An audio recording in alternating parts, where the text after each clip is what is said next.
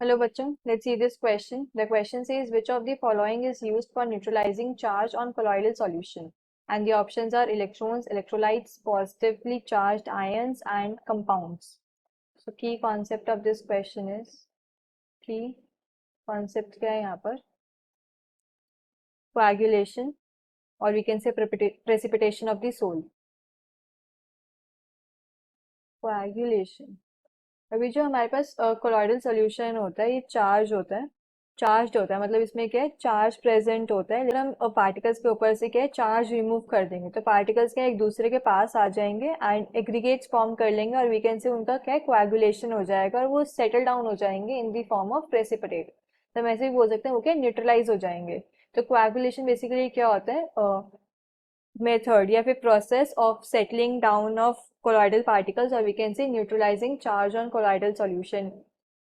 तो उसको हम कोएगुलेशन बोलते हैं। अब क्या है चार्ज से जो न्यूट्रलाइज करने के काफी सारे मेथड्स होते हैं लाइक इलेक्ट्रोफोरेसिस या mixing two oppositely charged sols या फिर बॉइलिंग। एंड एक मेथड क्या होता है addition of electrolytes coagulation by addition of electrolytes addition of electrolytes. हम क्या इलेक्ट्रोलाइट्स ऐड करके भी कोएगुलेशन करा सकते हैं। अब इलेक्ट्रोलाइट्स ऐड करने से कोएगुलेशन कैसे होता है कि अगर हम एक्सेस ऑफ इलेक्ट्रोलाइट हमने ऐड करा तो जो कोलॉइडल पार्टिकल्स हैं वो प्रेसिपिटेट हो जाते हैं। रीजन क्या है कि जो कोलॉइड है वो इंटरैक्ट करता है आयंस के साथ carrying charge opposite to that present on themselves.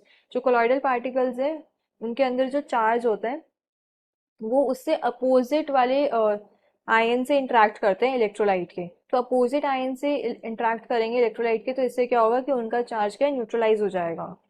तो इसको हम ऐसे लिख सकते हैं कि बाय एडिशन ऑफ इलेक्ट्रोलाइट्स। और इसका रीजन क्या है the reason is that the reason is that colloids interact with colloids interact with